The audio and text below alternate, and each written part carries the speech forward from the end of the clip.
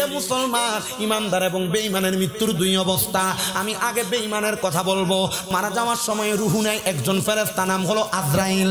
আজরাইল আসার আগে আল্লাহ তাআলা একজন ফেরেশতা পাঠায়, দুইজন ফেরেশতা পাঠায়। ওই দুইজন ফেরেশতার রং, চোখের রং হলো নীল কালারের। ওই দুইজন ফেরেশতা হলো আযাবের ফেরেশতা। আমি বলতেছি বেঈমানের কাছে, আমি বলতেছি বেআমলের কাছে, আমি বলতেছি সুদখোরের কাছে, আমি বলতেছি ঘুষখোরের কাছে, আমি বলতেছি হারামখোরের কাছে, আমি বলতেছি গালিগালাজ করনেওয়ালার কাছে, আমি বলতেছি দুনিয়ার জমিনে বদকাজ করনেওয়ালার কাছে। একটু মনোযোগ দিয়ে শুনবেন। আজরাইল আসার আগে আল্লাহ তাআলা দুইজন ফেরেশতা পাঠায়। ওই ফেরেশতার চেহারা বড় মারাত্মক ভয়ঙ্কর চেহারা। আমার ইমাম সাহেব কইয়া দিছে হুজুর কবর হাসরের ওয়াজ করাবেন। আমি চেষ্টা করব আপনাদেরকে স্মরণ করানোর জন্য। অন্য বক্তারা যেমনে করে আমি হয়তো তেমনে পারবো না। আমি মূর্খ মানুষ, আমার অল্প জবান দিয়ে বোঝানোর চেষ্টা করব। এ মুসলমান, ওই দুইজন ফেরেশতার চোখ হলো নীল রঙের। ফেরেশতাদেরকে দেখতে বড় ভয়ঙ্কর লাগে। এবার ওই বান্দাটা ওই নীল চোখওয়ালা ফেরেশতাদেরকে দেইখা ভয়ে বিছানার মধ্যে প্রস্রাব পায়খানা করে দিবে। হায়রে আমার বাবা, হায়রে আমার পর্দার অন্তরালের মা। এবার ওই দুই ফেরেশতা সামনে থেকে দাঁড়ায় যাবে ডান এবং বামে। এবার আজরাইল ফেরেশতা আসবে বান্দার সামনে। আজরাইল ফেরেশতা আইসা বান্দার রূহ কবজ করার জন্য কথা বলতে থাকবে। এবার বান্দা তার জবান দিয়ে কথা বলার চেষ্টা করবে।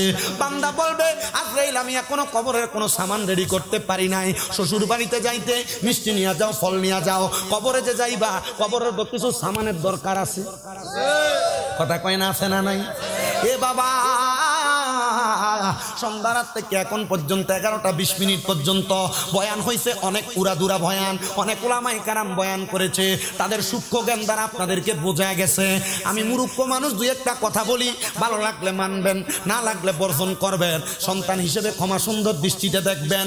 ওই আজরাইলের সঙ্গে কথা বলার সময় বান্দার দুই চোয়ালের মাঝখানে জিহ্বাটা আটকে যাবে। এবার বান্দার জিহ্বায় কামড় পড়ে যাবে। বান্দা এবার চোখ দিয়ে আজরাইলের সঙ্গে কথা বলার চেষ্টা করবে, কিন্তু বান্দা পারবে না। আজরাইলের চেহারা বড় ভয়ঙ্কর। ওই চেহারা দেইখা বান্দার চোখগুলা কপালে উঠা যাবে, মানে কপাল দেখবে বান্দার চোখ দিয়া। এখন তো আপনি চোখ দিয়া কপাল দেখেন না, বান্দার চোখের মনিটা উল্টে যাবে। এবার বান্দার সামনে আজরাইল আইসা বান্দার বুকের মধ্যে হাতটা দিবে। এই বর্ণনাটা আমার নবী দেয়। বান্দার বুকের মধ্যে যখন আজরাইলে হাতটা দিবে, আমি নবীর উপরে যখন হাতটা দিছে, আমার কাছে মনে হইছে রে সমস্ত পৃথিবীর বড় বড় পাহাড়গুলো আমি নবীর বুক মুবারকের মধ্যে উঠে দিছে। আমি নবী বলছি, আজরাইল আমি নবীর বুকের মধ্যে হাতটা শুধু রাখছো, রুহু তো কবজ করো নাই। আমি নবীরে যেমন ভাবে রুহু নিয়া যাও, এমন ভাবে কি রুহু নিয়া যাইবা? নবী গো না না না, এমন কষ্ট বেঈমানদেরকে, এমন কষ্ট বেআমলদেরকে আগে যাদের নামগুলা বলছি তাদেরকে দেওয়া হবে। এবার আমার নবী কই, আজরাইলে বুকটা বুকে রাখার পরে ওই বান্দার ঘাড়ের সাহারক গুলা ঠাস ঠাস করে ছিঁড়ে যাবে, হাতের নখ গুলা ছিঁড়ে যাবে, পায়ের নখ গুলা ছিঁড়ে যাবে, পুরা শরীর টান হয়ে যাবে রে, শক্ত হয়ে যাবে। বান্দার দেহ থেকে রুহটা নেওয়া হবে। আমার নবী রহমাতুল লিল আলামিন, নবীর অনেক আগে একজন নবী, যার নাম ইদ্রিস আলাইহিস সালাতু ওয়াস সালাম, উনি বলতেছেন একটা মানুষের শরীর থেকে আজরাইল যখন রুহটা নিয়ে যায়, একটা জীবিত ছাগলকে, একটা জীবিত বকরিকে লটকা দিয়া চান্দাটা টাইনা টাইনা ছিঁড়া ফেললে জীবিত অবস্থায় ওই বকরির যত কষ্ট হয়, একটা ইনসানের তার চাইতে বেশি কষ্ট হয়। এ রাচর রাজাপুরের বাবা, এ যুবক ভাইরা, এ পর্দার অন্তরালের আমার আম্মুজিরা, আপনি তো এমন কষ্ট পায় মরতে চান না। আমার নবী কয় শুধু কষ্ট তো শেষ হয় নাই। নবী গো কেন শেষ হয় নাই? বলে আজরাইল যখন তার রুহটা নিবে, রুহটা নেওয়ার পর আজরাইলের নাকের মধ্যে কাপড় লাগিয়ে দিবে। ও নবী কেন গো? বলে শুধু কাপড় লাগানি শেষ না, বান্দার রুহটারে প্রথম আসমানে নিয়ে যাবে। নিয়ে যাওয়ার পরে অসংখ্য ফেরেশতারা মুখ থেকে থু থু নিক্ষেপ করবে বান্দার দিকে। আজরাইল জিজ্ঞাসা করবে, বান্দা ইন্তেকাল করছে, এখন কেন বান্দার সঙ্গে এমন আচরণ? বলে বান্দা হারাম খাইতে খাইতে, পরের হক মাইরা খাইতে খাইতে, বান্দা গুনাহ করতে করতে রুহটা দুর্গন্ধযুক্ত রুহ হয়ে গেছে। আমরা তার রুহের দুর্গন্ধ সহ্য করতে পারি না, এই জন্য বান্দার দিকে থুতু নিক্ষেপ করি। গুনাহ করতেছো করতে থাকো, নামাজ ছাড়তেছো ছাড়তে থাকো, বদকাম করতেছো করতে থাকো, মরার পরে রুহটার মধ্যে দুর্গন্ধ আসবে। তুমি মারা যাওয়ার পর কবরে যখন দিবে, তোমার কবরের বাস পচার আগে তোমার লাশ পইচা যাবে। মুসলমান একবার চিন্তা করো। কিন্তু যারা মুমিন বান্দা, তাদের ব্যাপারে আল্লাহর ঘোষণা, ওয়ালা তাকুলু লিমান ইউকতালু ফি সাবিলিল্লাহি আমওয়াত বাল আহইয়াউ ওয়ালাকিন লা তাশউরুন। যারা আল্লাহর রাস্তায় চলে যায়, এরা মৃত না, তোমরা এদেরকে মৃত বইলো না। আল্লাহ কয় বাল আহইয়াউম, তারা জিন্দা, ওয়ালাকিন লা তাশউরুন, এদেরকে যারা মরা বলে এরা নির্বোধ, এরা বোকা বুঝে না। এ মুসলমান, তুমি মারা যাওয়ার পরে কবরের মধ্যে বড় শান্তিতে থাকবা, বড় আরামে থাকবা যদি তুমি ইমানদার হয়ে মরতে পারো। আর বেঈমান হয়ে মরলে তো কষ্ট পেয়ে মরবা। এবার আপনারা বলেন, আমরা কি ইমানদার হয়ে মরতে চাই না বেঈমান? আস্তে কইছে আপনাদের কষ্ট হইতেছে আব্বা। আমি সময় আপনাদেরকে প্রথম থেকে মাইক ধরার পর থেকে ঠিক 1 ঘন্টা 20 মিনিট সময় দিব। এই সময়ের মধ্যে আমি আমার বয়ানের রীতি টানবো যেন হকটা আদায় হয়। আমার ওয়াজের সময় ধারাবাহিকতায় এতটুক। সারা রাত্র ফালাইলাম, চিল্লাইলাম, ওয়াজ কিছু করলাম না, বুঝলেন না কিছু, বাড়িতে গেলেন, সকালে জিজ্ঞাসা করলে বলতে পারলেন না কি ওয়াজ করছে। ইটা ওয়াজ আমি করি না। আমার ওয়াজের ধারাবাহিকতা বোঝার চেষ্টা করেন।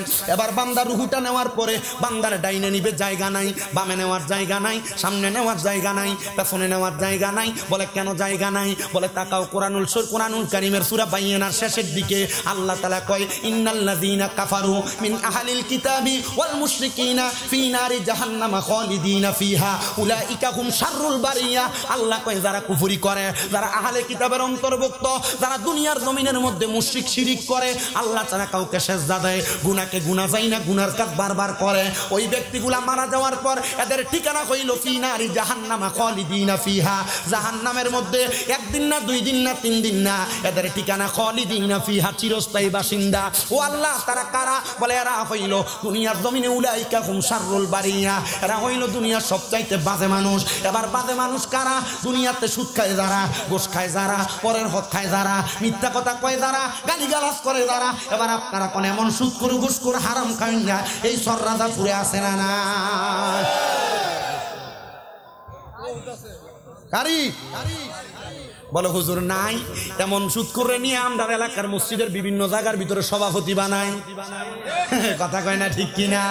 এমন সুদ করে ঘুষ করে নিয়ে বিভিন্ন এলাকায় মসজিদের সেক্রেটারি বানাই, এমন সুদ করে ঘুষ করে নিয়ে বিভিন্ন এলাকার সর্দার মাতাব্বর বানাই। ও বাবা, সুদ করে হাতে সমাজ তুলে দিলা, ঘুষ করে হাতে সমাজ তুলে দিলা, মানুষের জমি দখল করে ইন্নার উপরে সমাজ তুলে দিলা। এই সমাজ আর কতটুকু ভালো চলবো? কথা কয় না? আছে না নাই? ও মুসলমান, আছে না নাই? আছে আছে আছে। আসেন বাবাজিরা, শুধু এই জায়গার মধ্যে শেষ না। এবার সাহাবায়ে কেরাম যখন এই কথা শুনছেন, এত কষ্টের মৃত্যু, আমার নবী যখন এই কথা বলে, নবীর সামনে 70 মতান্তরে 72 জন আহলে সুফফার সদস্য মসজিদ নববীতে বসে থাকতো। 40 জন বেহুশ হয়ে গেছে ডাইরেক্ট, 30 জন গড়াগড়ি করে কাঁদতেছে। নবীরে ডাক দিয়া কই, ইয়া রাসূলুল্লাহ, ইমানদাররা একটা খবর দেন না। আমার নবী কয়, খবর দিলাম আল্লাহর কোরআন থেকে। বলে খবরটা কি? কয় খবরটা হলো, ইন্নাল্লাযীনা আমানু ওয়া আমিলুস সলিহাতি উলাইকা হুম খায়রুল বারিয়া। নিশ্চয় যারা ঈমান আনে এবং নেক আমল করে, ওই ব্যক্তিগুলা হলো দুনিয়ার সবচাইতে উত্তম ব্যক্তি, ভালো ব্যক্তি। মায়ার নবী গো, আপনার কাছে জানতে চাই, ওই ভালো ব্যক্তির কষ্ট হইছে আপনারা?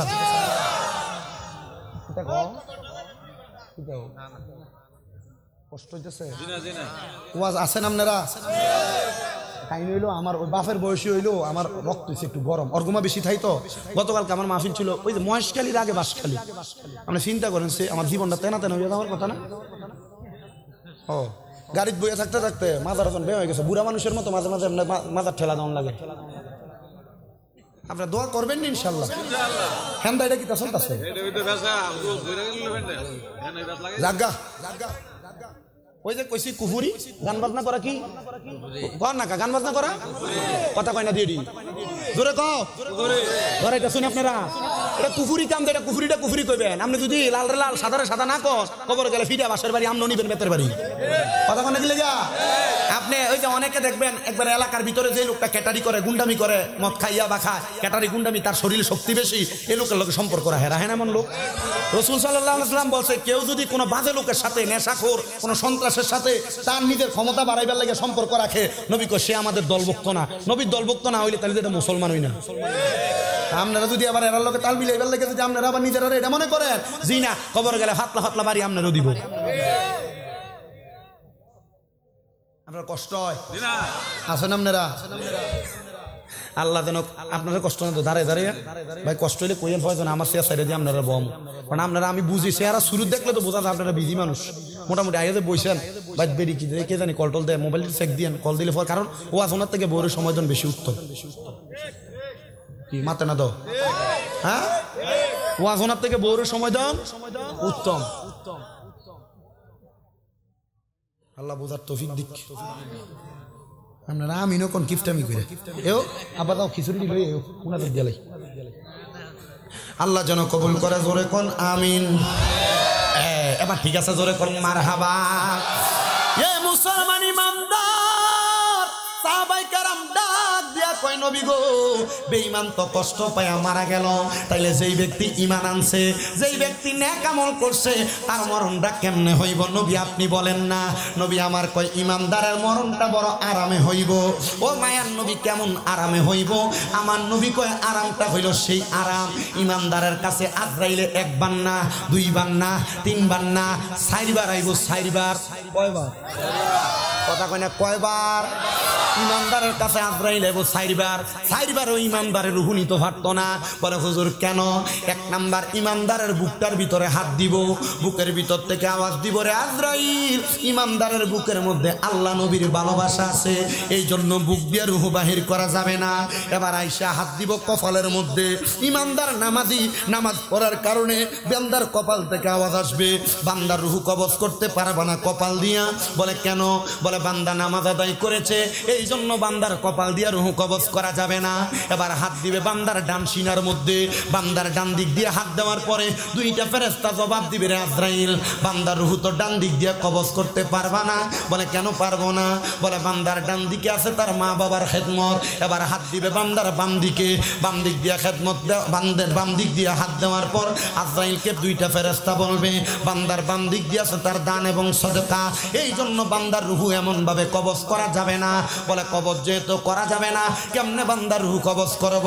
আল্লাহর পক্ষ থেকে আওয়াজ আসবে, রে আজরাইল, বান্দা কিছুক্ষণ পর কালেমা পড়বে, কারণ মুমিন বান্দা কালেমা পড়া ছাড়া মরবে না। মুমিন বান্দা যখন কালেমা পড়বে, মুমিন বান্দার মুখ দিয়ে একটা বাতাস বের হবে, ওই বাতাসটার সাথে সাথে বান্দার রূহটা তুমি কবজ করবা। বলে কবজ করব। হ্যাঁ, ইমানদার বান্দা, মুমিন বান্দা মরার কষ্ট টের পাবে না। বলে হুজুর কেন টের পাবে না? আরে ছোট্ট একটা বাচ্চা দুধের জন্য কান্না করলে মা যেমন ভাবে মাথায় হাত বুলিয়ে দিলে ছোট্ট বাচ্চা ঘুমায়া যায়, ইমানদার বান্দার রূহ নিবে, ইমানদার বান্দার টের পাবে না। এ মুসলমান, এ নবীর উম্মতের দলেরা, আশিক রাসূল ভাই বাবারা, এবার ইমানদারের রূহ কবজ করার পর ইমানদারের রূহ বলবে, রে আজরাইল, তুমি আমার এত আস্তে আস্তে কেন নিয়ে যাও? আরো তাড়াতাড়ি নিয়ে যাও না। তুমি যদি জানতা আমার আল্লাহ তাআলা আমার জন্য কত বড় নিয়ামত রেডি করে রাখছে, তাইলে তুমি আমার এত আস্তে আস্তে নিয়ে যাইতা না, আরো তাড়াতাড়ি নিয়ে যাইতা। এ মুসলমান ইমানদারের দলেরা, এই নবীর উম্মতের দলেরা, চন্দ্রাজাপুরের বাবারা, এবার যখন ইমানদার বান্দার রূহটা কবজ করার পরে আজরাইলে নিয়ে যাবে, বেঈমানের রূহ নেওয়ার সময় নাকে কাপড় দিছে, ইমানদারের রূহ নেওয়ার সময় নাকে কোনো কাপড় নাই। রহমতের ফেরেশতা প্রথম আসমানে দাঁড়ায়া আহলান ওয়া সাহালান, মারহাবান মারহাবান, দুয়ুফুল্লাহ দুয়ুফুর রহমান, আল্লাহর মেহমান বলে বলে ইমানদাররে স্বাগতম জানায়। হাই রে মনিব মাওলা, আমার এমনি স্বাগতম জানাইবনি। বলে শুধু স্বাগতম না, কবরের মধ্যে যাওয়ার পরে বান্দার নুরানি চেহারার কারণে, ওই যে বলছিলাম সওয়ালের জবাবও দেওয়া লাগবে না, একমাত্র আপনার ইমানের দৌলতের কারণে, আমলের দৌলতের কারণে। এ বান্দা, এখনো পর্যন্ত কি গুনাহ করবা? এখনো পর্যন্ত কি গুনাহ ছাড়বা না? অনেকে মনে করে কত গুনাহ করছি, আল্লাহ আমারে মাফ করতো না। না রে না, আমার আল্লাহ শুধু মাফ করতো না, আমার আল্লাহ এমন মাফ করব, ওই ক্ষমা তুমি পাইলে দুনিয়া এবং আখিরাতের মায়ার কথা ভুইলা যাইবা। বলে হুজুর কেমনে বুঝবো? আল্লাহ তাআলার একজন বান্দা, যার নাম হযরতে সুলতান মাহমুদ গজনবী রহমতুল্লাহ আলাইহি, ওনার নাম আপনারা এর আগে কয়জন শুনেছেন আমি জানি না। ভারত উপমহাদেশের ঘটনা পড়লে সুলতান মাহমুদ গজনবীর 7 খণ্ডের একটা কিতাব পাওয়া যায়। ওই কিতাবটা পড়লে তাসাউফ তত্ত্বের মূল মূল পড়াগুলো পাইবেন। তাসাউফের নাম দিয়ে যারা ভণ্ডামি করে, তাসাউফের নাম দিয়ে যারা বেড়িবাদ্য করে, তাসাউফের নাম দিয়ে মাজারে সেজদা দেয়, তাসাউফের নাম দিয়ে মহিলা এবং পুরুষ একসাথে নিয়ে বইয়া থাকে, কষ্ট হইতাছে আপনারা? আর বাবা, কোরআন হাদিস এদেরকে সমর্থন করে না। তাসাউফের অর্থ শুধু বেড়া বেড়ি এক লগে বল না, তাসাউফের অর্থ শুধু বেরিয়ে দিয়া গান করা না, তাসাউফের অর্থ বাউল গান করার না। তাসাউফের মানে হইল মাওলার প্রেমে ডুব দিয়া মাওলার দিদারে যাওয়া। এই তাসাউফ এখন বর্তমানে নাই। এই বর্তমান জামানায় কয়েক জায়গায় হয়তো পাওয়া যায়, কিন্তু সব জায়গায় পাওয়া যায় না। বর্তমানে তাসাউফের নামে বিভিন্ন জায়গায় ভণ্ডামি চলে। ও বাবা, ভণ্ডামির পক্ষে আমরা না, আমরা সুন্নি, আমরা মাজারের পক্ষে, কিন্তু ভণ্ডামির পক্ষে না। কথা ক্লিয়ার, কথা ক্লিয়ার। এ মুসলমান ইমানদার এবার মনোযোগ লাগে শোনেন। এবার হযরতে সুলতান মাহমুদ গজনবী উনি বলতেছে আমার একটা খাসিয়ত, আমি তাহাজ্জুদের নামাজ পড়তাম। এ বাবা, দুনিয়ার জমিনে যত বড় বড় আল্লাহর ওলি দেখেন, একজন ওলিও নাই যে তার জীবনে তারা তাহাজ্জুদ পড়ে নাই। একটা কিতাব আল্লামা ফরিদউদ্দিন আফতার রহমতুল্লাহ আলাইহি লিখিত কিতাব, নাম হলো তাসকিরাতুল আউলিয়া। ওই কিতাবের মধ্যে 177 জন ওলামা ওলির জীবনী আছে। ওই জীবনীর মধ্যে পড়ে দেখলাম প্রত্যেকটা আল্লাহর ওলি আল্লাহ তাআলার কাছে তাহাজ্জুদ নামাজ পড়ছে। বলে হুজুর তাহাজ্জুদের আবার পরে কোন সময়? এ বাবা, ফজর, যোহর, আসর, মাগরিব, এশা নামাজ কি শুধু 5 ওয়াক্ত? না না না, তাহাজ্জুদের নামাজ ফজরের আগে দিয়া পড়ে। আরেকটা নামাজ আসে, এই নামাজটার নাম হলো চাশতের নামাজ। ওই নামাজটা পড়ে কখন? এই একটা নামাজটার নাম ইশরাকের নামাজ। এই নামাজ পড়ে ফজরের নামাজ পইরা আল্লাহর জিকিরে মশগুল থাইকা সূর্য ওঠার আগ পর্যন্ত বইসা থাকলে, এরপরে সূর্য উঠলে 2 রাকাত নামাজ, এটারে কয় ইশরাকের নামাজ। সূর্য ওঠার পর থেকে সূর্য ডুবার আগ পর্যন্ত একটা নামাজ আছে, এটার নাম দোহারের নামাজ অথবা চাশতের নামাজ। ও বন্ধু, শুধু এই নামাজ না, আরো নামাজ আছে সলাতুল ইস্তিসকা, আরো নামাজ আছে সলাতুল হাজত, আরো নামাজ আছে সলাতুল আওয়াবিন, আরো নামাজ আছে সলাতুল খায়ের, আরো নামাজ আছে সলাতুল তাসবিহ। এমন অনেক নফল ইবাদত আছে যেই নফল ইবাদতের কারণে আল্লাহ আপনার পূর্বের সব গুনাহ মাফ করে দিবে। কিন্তু বলে হুজুর 5 ওয়াক্তর খবরই নাই, হুজুর নফল ইবাদতগুলা কেমনে করব? না রে বাবা না, আপনি আল্লাহ তাআলার প্রিয় হওয়ার জন্য এই ইবাদতগুলা করার দরকার। হাইরে মুসলমান ইমানদারের দল, নবীর উম্মতের দলেরা, আশিক রাসূল ভাই বাবারা, একটু অন্তরের কানটা লাগায় বয়ানটা শ্রবণ করার চেষ্টা করেন। এবার আল্লাহর বান্দাটা ডাক দিয়ে আমি তাহাজ্জুদ নামাজ পড়তে বাইর হইলাম। আমি বাইর হইয়া দেখলাম আমার থেকে অল্প কিছুক্ষণ দূরে 4 জন লোক হাইটা যায়। আমি মনে মনে চিন্তা করলাম, হাইরে 4 জন লোক যে হাইটা যায়, এরা মনে আমার মতো তাহাজ্জুদ পড়ে। কিন্তু ওই 4 জন লোক হইল চোর। এ 4 জন ওই জায়গা থেকে চিন্তা করে, দেখছস নি আমরা 4 জন আইছি চুরি করবার লাগা, কিন্তু এই বেড়া একা একা চুরি করতে পারিছে, তার সাহস কত! হাইরে বাবা, সুলতান মাহমুদ গজনবী বলে আমি আবার তার সামনে গেলাম। তারা 4 জনের সামনে যায় জিগাইলাম, তোমরা কেন বাইর হইলা? ওই 4 জন কয় তুমি যেই কামে আমরাও সেই কামে। আসলে কেউ নিজেই কামে, তারা 4 জন সেই কামে। এবার সুলতান মাহমুদ গজনবী কয় যে তো তোমরা যেই কামে, আমি যেই কামে, তোমরা সেই কামে, চলো একসাথে করি। বলে কি করবা? বলে চুরি। বলে চুরি যেহেতু করবা, এ 4 জন তোমরা যে একলগে আইলা, 4 জনের ক্ষমতা কি আমার কাছে বলো। 4 জনের একজন ডাক দিয়া কয় আমার ক্ষমতা হইল আমি যখন কোনো বাড়িতে যাই চুরি করবার লাগা, ওই বাড়ির কুকুরটা যদি ডাক দেয় আমি কুকুরের বাসা বুঝি। কি এর বাসা বুঝে? আমি কুকুরের বাসা বুঝি। দ্বিতীয় ব্যক্তিরে জিগায় তুমি যে চুরি করতে যাও তোমার ক্ষমতা কি? বলে আমার ক্ষমতা হইল আমি বাড়ির মধ্যে ফু দিলে, ফু দেওয়ার সাথে সাথে পুরা বাড়ির মানুষ ঘুমায়া জাগা। 3 নাম্বার ব্যক্তিরে জিগায় তোমার ক্ষমতা কি? কয় আমি নাকের গ্রানে বলতে পারি কোন জায়গায় কি আছে। 4 নাম্বার ব্যক্তিরে জিগায় তোমার ক্ষমতা কি? কয় আমার ক্ষমতা হইল আমি রাইতকে যারে দেখতে পাই দিয়ে তারে চিনতে পাই। মাশাআল্লাহ, ক্ষমতা বালা। এবার 4 জন কয় একসাথে যেহেতু কাম চালামু, চুরি করমু, তাইলে তোমার ক্ষমতা বলো। এবার সুলতান মাহমুদ গজনবী কয় আমার ক্ষমতা আমি ডাইনে তাকাইলে ফাঁসি মাফ, বামে তাকাইলে জেল হাজত মাফ। বলে আমরা এটাই দরকার, আমরা যদি ধরা খাই ফাঁসি হইলে ফাঁসি মাফ হইব, আমরা যদি ধরা খাই জেলে গেলে তুমি বামে তাকাইলে জেল হাজত মাফ হইব। চলো চুরি করতে যাই।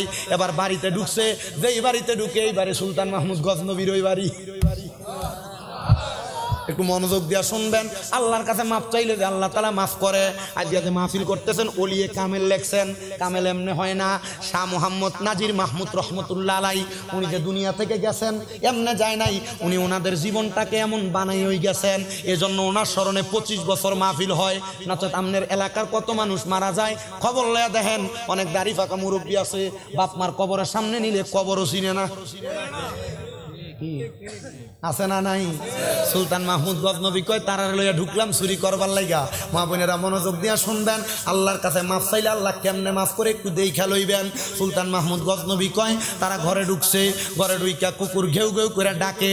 কুকুর যখন ঘেউ ঘেউ করে ডাকে, এবার ওই সুলতান মাহমুদ গজনবী জিগায় কিরে কুত্তাদের ডাক দিল, কুত্তা কি কইছে তুই আমারে কস না? কয় কুত্তা কইছে মালিক বাড়িতে চোর ঢুকছে তাড়াতাড়ি ওঠেন। কিন্তু মালিক ওঠে না, মালিক ঘুমাইতেছে। কিন্তু বাবা রে, এ বাবা কুত্তা আরেকবার ডাক দিছে, ঘেউ ঘেউ ঘেউ ঘেউ ঘেউ ঘেউ। কুত্তা যখন ডাক দিছে সুলতান মাহমুদ গজনবী দিকে এখন কি কইছে? কয় মালিক তো চোরের লগে ওই, কিন্তু সর্দি বুঝে না। এবার কয় মা এ কুত্তা মনে হয় পাগল। কুত্তা আসলে কি কুত্তা পাগল না চোরেরা পাগল?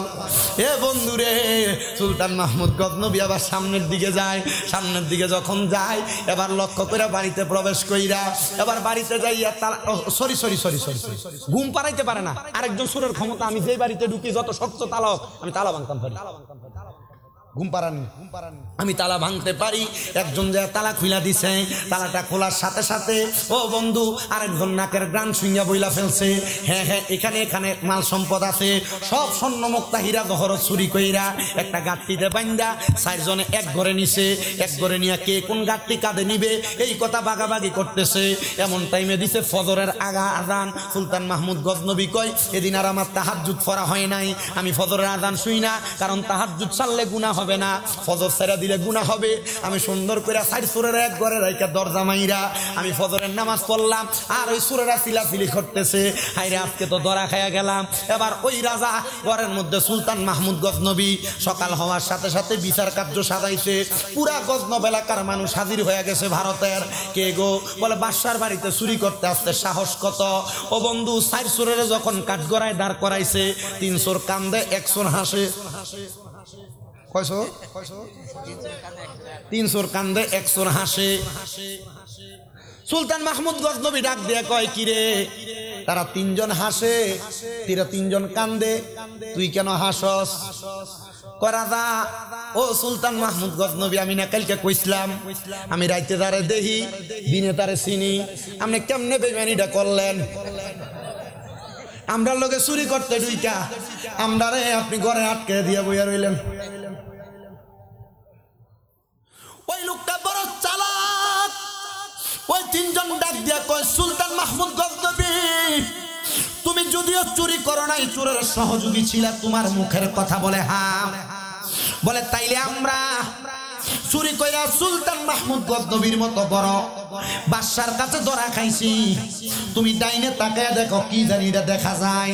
সুলতান মাহমুদকে আমি ডাইনে তাকায় দেখলাম, কিছুই দেখা যায় না। আমি বামে তাকাইলাম, কিছুই দেখা যায় না। এবার যেই লোকটা হাসে উনি ডাক দিয়া কয়, সুলতান মাহমুদ গজনবী, তুমি না কইছো তুমি ডাইনে তাকাইলে জেল হাজত মাফ, তুমি বামে তাকাইলে মৃত্যুদণ্ড মাফ, তুমি তাকাইছো। এখন রাত্রে যেহেতু একসাথে চুরি করছি, তাহলে আমরারে তুমি একটু মায়া কইরা মাফ কইরা দাও না।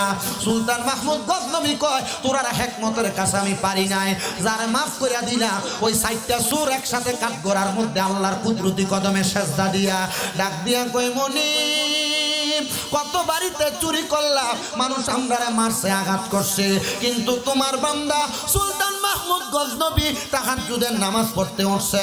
তোমার বান্দা হইয়া তার ভিতরে যদি এত দয়া থাকতে পারে গো, তাইলে তুমি মাওলার কাছে কত দয়া। এত জীবন চুরি করছি, তুমি যদি আমারে মাফ না করো, কেউ আমারে মাফ করবে না। তোমার বান্দা সাময়িক সময় আমাদের সাথে রাত্রে থাকার কারণে দয়া কইরা মাফ কইরা দিছে। আল্লাহ সারা জীবন যদি তোমার পথমতে থাকতাম, 5 ওয়াক্ত নামাজে তোমারে সেজদা দিতাম, আমি চুরি করা লাগতো না, এর চাইতে বেশি সম্পদ তুমি আমারে দান করতা। আমার আল্লাহর পক্ষ থেকে গায়েবী ভাবে আওয়াজ আসে, রে সুলতান মাহমুদ, আমার আল্লাহ তাআলা তাদেরকে কবুল করে নিছে। যারে সুলতান মাহমুদ তুমি তোমার রাজপ্রাসাদের প্রহরীর দায়িত্ব তারারে দিয়া দাও। প্রহরীর দায়িত্ব পাইছে, কিন্তু কয়েকদিন পরে ওই 4 জন প্রহরী এমন ভাবে আল্লাহর ইবাদত করে। সুলতান মাহমুদ গজনবী কয়, আমি ঘুমানোর পরে রাত্রে আমার ঘুম হয় না, ফজরের সময় যখন আমার চোখটা লাগছে আমি স্বপ্ন দেখছি। আমার আল্লাহর পক্ষ থেকে কয়, সুলতান মাহমুদ রে, কেমনে রে তুমি 4 জন আল্লাহর ওলি রে তোমার বাড়িতে দারোয়ানির চাকরি করাও? বলে কোন 4 জন? বলে সেই 4 জন রে সুর বলে সাব্যস্ত করছো, এরা এমন ইবাদত করছে, এরা এখন আল্লাহর ওলি হইয়া গেছে।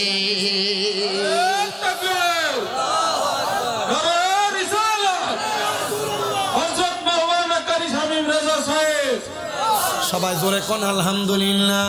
হে মুসলমান ইমানদারের দলেরা, আল্লাহর কাছে মাফ চাইলে মাফ পাইতে দেরি হয় না। আমার আল্লাহ আপনাকে মাফ করবে, আমাকে মাফ করবে। আমার আল্লাহ তাআলা আপনার আমার জীবনের গুনাহগুলো মাফ করবে। এই মাহফিল শেষ মাহফিল না, 25তম মাহফিল। আমার পূর্বের আলোচক আপনাদেরকে নিয়ে সুন্দর কথা বলেছে, সুন্দর ভয় আপনাদের কাছে দেখছি, বড় কষ্ট করে করে চাইছে। আমি জানি না আপনাদের কাদের মা বাবা জানি আপনাদেরকে মানুষ করতে যাইয়া নামাজ ছাড়ছে, রোজা ছাড়ছে, ছাড়ছে, হজ ছাড়ছে, যাকাত ছাড়ছে, ইবাদত ছাড়ছে, ওই মা বাবা কবরে কেমন আছে আপনি সন্তান জানেন না। আরে আমার পর্দার অন্তরালের মা বোনেরা, তোমার মা বাবা বড় কষ্ট করে তোমার মানুষ করে দিয়ে অন্ধকার কবরে চলে গেছে। ও আল্লাহ, আজকের মাহফিলের উসিলায় তুমি তাদেরকে মাফ করবা কিনা জানি না। সন্তানের দল এমন মা বাপ যাদেরকে মানুষ করে, অনেক সন্তান আছে মা বাপরে ভাত দেয় না, অনেক সন্তান আছে বউ কথায় কথায় কইছে তুমি তোমার মা বাপরে একা খাওয়াও কেন, তোমরা 3-4 ভাই সবাই মিলে খাওয়াইতে পারো না। এই কথা শুই না মা বাপরে তুমি ভাত দিছো না, মা বাপরে আলাদা করে দিছো, সপ্তাহ মা বাপ গুড়া গুড়া ভাত খাইছে। সন্তান তোমাদের কাছে আমি আবদার জানাই, ও সন্তানের দলেরা, কেউ যদি মা বাপরে জুদা করে থাকো, আলাদা করে থাকো, দাও তোমার পাও আমার সামনে দাও, আমি আমার জিহ্বা লাগাইয়া তোমার পাও পরিষ্কার করে দিব।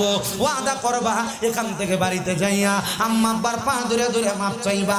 যতক্ষণ পর্যন্ত মা বাপ মুখ দিয়ে বলছে মাফ করে দিছি, ততক্ষণ পর্যন্ত মা বাবার পাও ছাড়বা না।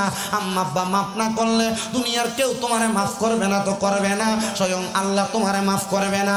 বলে হুজুর কেন কেন আল্লাহ কেন মাফ করবে না? এ আব্বুজিরা, আমার আল্লাহ তাআলা কেন মাফ করবে না জানোনি? কারণ আমার আল্লাহ তাআলা নবীর মাধ্যমে জানিয়ে দেয়, সাখাতুর রাব্বি ফি সাখাতিল ওয়ালিদাইন, আম্মা আব্বার অসন্তুষ্টিতে আমার আল্লাহ অসন্তুষ্টি হয়ে যায়। আম্মা আব্বারে কষ্ট দিয়া বাসনা দিয়া তুমি দুনিয়াতে মাহফিল করবা, লাখ টাকা কামাই করবা, মনে রাখবা দুনিয়ার জমিন থেকে কবরে গেলে শান্তি পাইবা না। সন্তান, হে চররাজাপুরের বাবারা, এখান থেকে বাড়িতে যাইয়া আম্মা আব্বারা পাগুলার মধ্যে ধরে মাপ চাইবা। ততক্ষণ পর্যন্ত মা বাপ মুখ দিয়ে বলছে মাফ করে দিছি, ততক্ষণ পর্যন্ত পাও ছাড়বে না।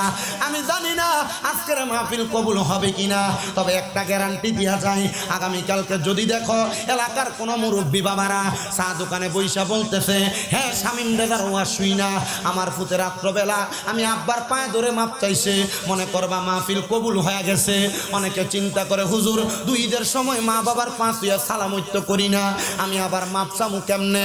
মনে রাখবা সন্তান, আম্মা আব্বার কাছে মাপ চাইলে তোমার দাম কমবে না, সমস্ত জগতের কাছে আমার আল্লাহ তোমার দাম ইজ্জত সম্মান বাড়িয়ে দিবে। এই সন্তানের দলেরা, এই আল্লাহর বান্দা নবীর উম্মতের দলেরা, সবার কাছে আবদার ওই মা বাবার কাছে মাপ চাইবা। কিন্তু অনেকে চিন্তা করে হুজুর যাদের বাড়িতে আব্বা আছে তারা বাড়িতে যাইয়া বাবার পায়ে ধরে মাপ চাইব, আমার তো আব্বা নাই, আমি কার পায়ে ধরে মাপ চাইব?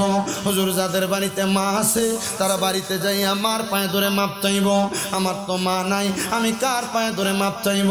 সন্তানের দলেরা, মাপ চাইতে পারবা কিনা জানি না। তোমার মা কবরে, বাবা কবরে, ওই মা বাপরে যদি তুমি মাসে 1000 টাকার ফল কিনা খাওয়াইতা, চিন্তা করে দেখো 12 মাসে 12,000 টাকার ফল মা বাপরে খাওয়ানো লাগতো। মা বাপ তোমার জায়গা দিয়া গেছে, সরে দিয়া ক্ষেত পাথরে দিয়া জায়গা দিয়া গেছে, কিন্তু সন্তান ওই মা বাবার যেই জায়গা তোমারে দিয়া গেছে, যদি ভাড়া থাকতা মাসে 5,000 টাকা করে ভাড়া দিতা, 12 মাসে 60,000 টাকা ভাড়া দেওয়া লাগতো। ওই তোমার মা বাপ তো কবর থেকে উঠা তোমার এগুলার কথা বলে না। আম্মা আব্বা কবরে কেমন আছে তুমি জানো না, মা বোনেরা তোমরাও জানো না। মা বাপ বাচ্চা থাকলে যদি মা বাবার পেছনে 2,000 করে খানা খরচ লাগতো, 1 বছরে 24,000 টাকা লাগতো।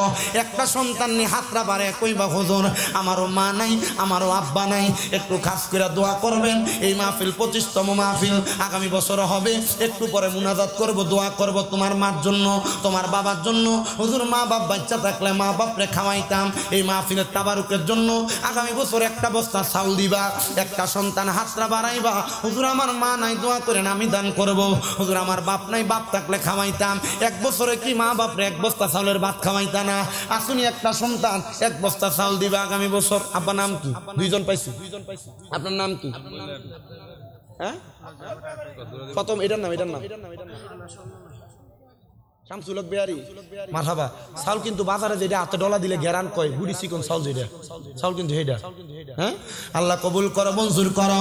শামসুল হক ব্যাপারী সাহেব দান করলেন 50 কেজি 1 বস্তা চাউল, আল্লাহ কবুল মঞ্জুর করো। रहमतुल लिल आलमीन खत्मे रसूल जाने जहां अहमद हामिद मोहम्मद मुस्तफ़ा की वास्ते মাবুদ মাওলারে মায়ার নজর করে তাকিয়ে দেখেন, কুমিল্লা জেলার অন্তর্গত তিতাস থানাধীন করিকান্দি চররাজাপুর ফকির বাড়ি দরবার শরীফে ওলিয়ে কামেল শাহ মোহাম্মদ নাজির মাহমুদ রহমতুল্লাহ আলাইহির স্মরণে চররাজাপুর গ্রামবাসীর উদ্যোগে 25তম বাৎসরিক ইসলামী সুন্নি মহাসম্মেলন সাজায়া এ এলাকার দাড়ি পাকা মুরব্বী বাবারা, ওলামায়ে কেরাম, দাড়ি পাকা মুরব্বী বাবা, যুবক নওজোয়ান ভাইয়েরা, ছোট্ট ছোট্ট মাসুম বাচ্চারা, পর্দার অন্তরালের কত মা বোনেরা মুনাজাতের মধ্যে দোয়া চাই। আল্লাহ প্রত্যেকের খাস দোয়াগুলো কবুল ও মঞ্জুর করে নাও রব্বুল আলামিন। আল্লাহ মায়ার নজর করে তাকিয়ে দেখেন গো আল্লাহ, আমরা গুনাহগাররা হাত বাড়াইলাম। আজকের মুনাজাতের মধ্যে কে জানি আছে, কার জানি জগতের মধ্যে বাবা নাই। যেই বাবা মাথার গাম পায়ে ফালাইয়া রক্তের পানি বানাইয়া সন্তানকে মানুষের মতো মানুষ করেছে, এমন আব্বা যাদের কবরে, আব্বার কবর জান্নাতের বাগান বানাইয়া দাও। বিশেষ করে সজীব মিয়ার আব্বা জান দুনিয়া থেকে বিদায় হয়েছে 4 দিন হয়ে যায়, ওনার আব্বার কবরটাকে নাজাতের ফয়সালা করো। আমার ইয়াসিন হাবিব মোল্লা সাহেবের আব্বার জন্য দোয়া চাই। আল্লাহ তাদের মতো যারা বাবা খারা গো, প্রত্যেকের আব্বার কবর জান্নাতের বাগান বানাইয়া দাও। কে জানি হাত বাড়াইছে, কার জানি জগতের মধ্যে মা নাই। হায়রে মা, যে মারে মা কুয়া ডাকলে কলিজার আগুন পর্যন্ত ঠান্ডা হইয়া যায়। যে মায়ের দিকে নেক নজরে তাকাইলে মণ্ডলী পুরুষেরা, পর্দার অন্তরালের মা বোনেরা, আল্লাহ তাদের সবাইকে তুমি কবুল মঞ্জুর করে নাও। অনেক প্রবাসী ভাইয়েরা বিদেশ থেকে দোয়া চায়, আল্লাহ আমার প্রবাসীদের দোয়া কবুল মঞ্জুর করো। প্রবাসীদের কামাই রিজিতে বরকত দাও, হায়াতে বরকত দাও, মনের নেক নেক আশাগুলো পূরণ করো রব্বুল আলামিন। আল্লাহ এই মাহফিল আগামীতে যারা যারা দান করবে নিয়ত করেছে, তাদের প্রত্যেকের দানগুলো কবুল মঞ্জুর করে নাও। আল্লাহ মরণ দিবা দুঃখ নাই, তবে বেঈমান বানায়া মরণ দিয়েন না। মরণের আগে বারবার মক্কা মদিনা তাওয়াফ জিয়ারত নসিব করায়া আখিরি জবানে পড়াইয়েন লা ইলাহা ইল্লাল্লাহু মুহাম্মাদুর রাসূলুল্লাহ সাল্লাল্লাহু আলাইহি ওয়াসাল্লাম। আসসালামু আলাইকুম ওয়া রাহমাতুল্লাহ। লাইন ধরে বয়া করেন।